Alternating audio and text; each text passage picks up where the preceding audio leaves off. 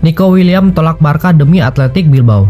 Kepindahan Noni Madueke ke Arsenal bakal buktikan Chelsea tak sekacau yang banyak orang bilang. 6 pelatih hebat yang menolak melatih Manchester United.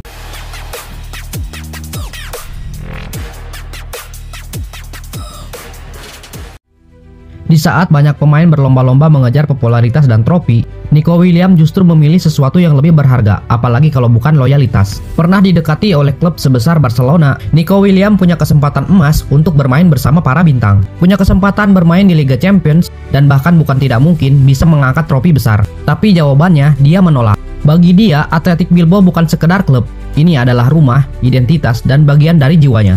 Dia berkata, saya lahir dan dibesarkan dengan nilai-nilai atletik. Saya tidak bisa meninggalkan klub ini demi uang atau gelar. Di era sepak bola modern yang penuh uang dan kepindahan mengejutkan, Nico Williams adalah simbol kesetiaan yang langka. Menolak Barcelona bukan karena dia tak cukup hebat, tapi karena dia telah mencintai Bilbao, berat untuk meninggalkannya.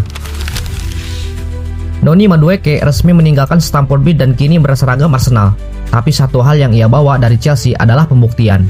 Noni Madueke memang tak selalu jadi sorotan utama di Chelsea, tapi ketika dia bersinar, permainannya sulit dihentikan. Kini, pemain sayap Inggris itu memutuskan pindah ke rival sekota, Arsenal.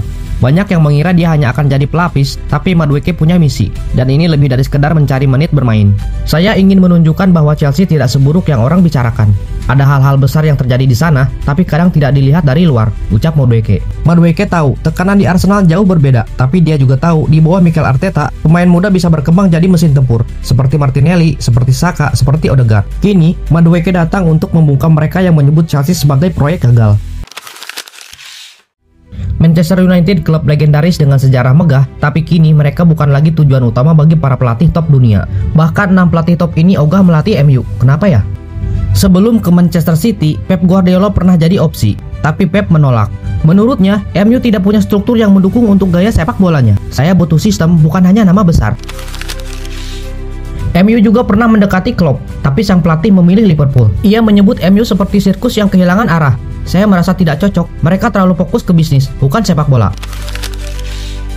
Setelah keluar dari Arsenal, Arsene Wenger ditawari posisi di MU, tapi dia menolak. Saya terlalu lama menjadi lawan rasanya tidak benar. Ia lebih memilih menjaga kehormatan rivalitas ketimbang jadi pengkhianat sejarah. MU sempat ngotot mendatangkannya, tapi Zidane menolak. Saya tidak merasa cocok, budaya bahasa dan fisik klub tidak baik dengan saya. Zidane juga enggan mengambil risiko dengan tim yang terlalu penuh dengan tekanan. Ancelotti sempat masuk daftar incaran, tapi dia lebih memilih Real Madrid. Ancelotti menilai MU terlalu sering gonta-ganti arah dan tak punya rencana jangka panjang. Pelatih yang dikenal disiplin ini secara terbuka bilang, saya ingin klub yang stabil dan mendukung kerja saya, dan MU tidak memberi saya pilihan itu. Conte dikenal keras dan ia tak ingin terjebak dalam kekacauan ruang ganti seperti yang terjadi di MU.